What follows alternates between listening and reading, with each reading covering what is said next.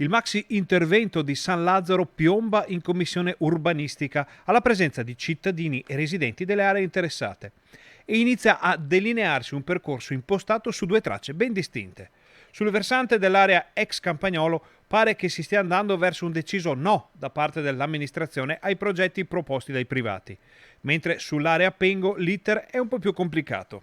Diciamo che la grande area è divisa a metà dalla Roggia Rosà e le partite potrebbero essere distinte in due partite differenti. La prima, quella posta più a ovest, dove sono emersi i più grandi dubbi da parte della maggioranza. La partita invece, quella ad est, riguarda la proprietà Pengo che vorrebbe investire su quell'area e in questo caso qui ci sono ancora delle riserve, ma abbiamo aperto un fronte più ampio che riguarda anche gli stabilimenti di via Trozzetti.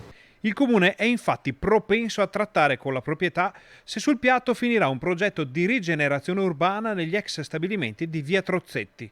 Ecco dunque la posizione dell'amministrazione sulle due distinte aree della campagna di San Lazzaro coinvolta in questo epocale cambiamento. Sull'area ovest le perplessità sono molto elevate, per cui la maggioranza è orientata proprio verso il no. Sulla parte quella a destra è aperto un tavolo molto sereno, molto tranquillo con la proprietà per capire se c'è la possibilità di rigenerare in maniera importante l'area di via Trozzetti, ma anche ovviamente trovare quelle opere compensative che San Lazzaro merita.